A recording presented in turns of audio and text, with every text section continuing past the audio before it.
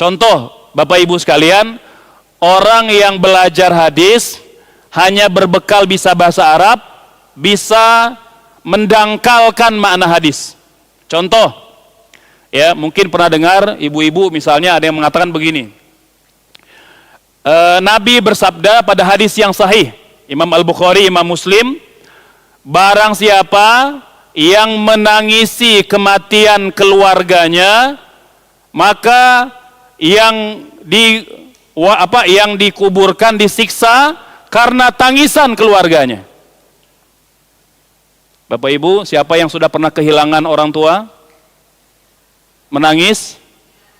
Orang tua ibu disiksa di kuburnya karena tangisan Bapak Ibu sekalian.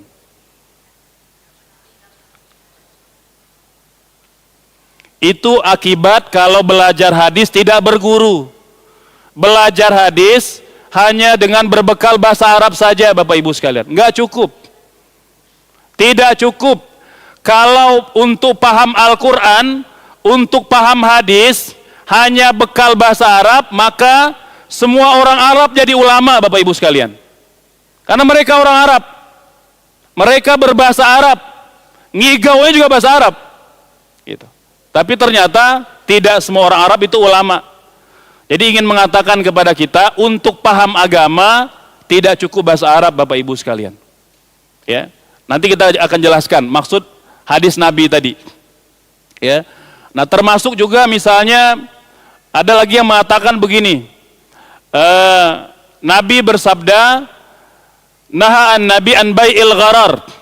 Nabi melarang gharar. Apa itu gharar? Ketidakjelasan atau sesuatu yang tidak diketahui secara pasti bentuk dan kualitasnya. Maka sering muncul kutipan hadis ini kalau lagi musim family gathering, tukar menukar kado, ya. Dia menyimpulkan bahwa tukar menukar kado hukumnya haram. Mengapa?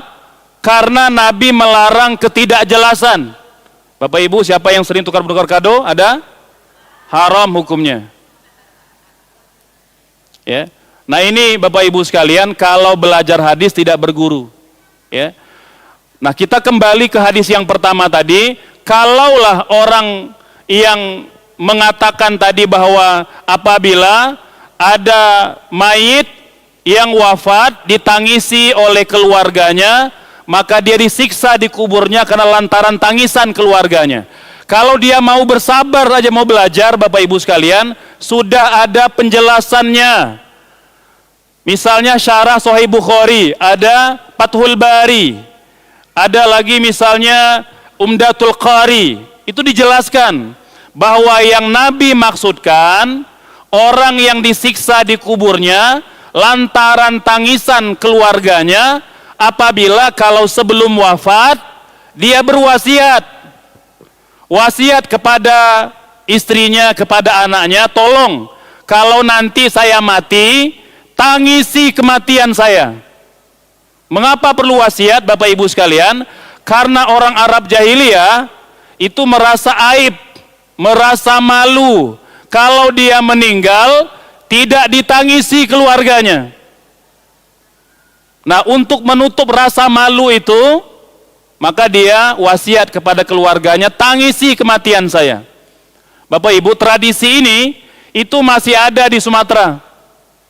Ada yang dari Sumatera Utara di sini Bapak sekalian? Ada? Bapak Ibu, di Sumatera Utara itu masih ada tradisi, ya, keluarga merasa malu apabila tak seorang pun yang menangis tatkala ada anggota keluarga yang wafat. Maka berpesan kepada yang masih hidup, tolong tangisi kematian saya, karena merasa malu kalau tidak ditangisi. Gitu. Yang kedua, Bapak Ibu sekalian, ketika dia mengatakan bahwa orang yang dikubur disiksa lantaran tangisan keluarganya, maka dia telah lancang ketika mengatakan demikian. Mengapa? Karena Ibunda Khadijah radhiyallahu anha tatkala wafat ditangisi oleh Nabi Muhammad sallallahu alaihi wasallam. Dan Rasulullah ditangisi oleh istri dan anak-anaknya tatkala beliau wafat.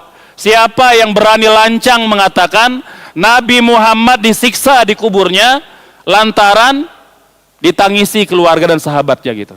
Nah ini Bapak Ibu sekalian, hal-hal yang kita jelaskan di awal bahwa memang tidak mungkin setiap orang itu dapat memahami Quran dan hadis.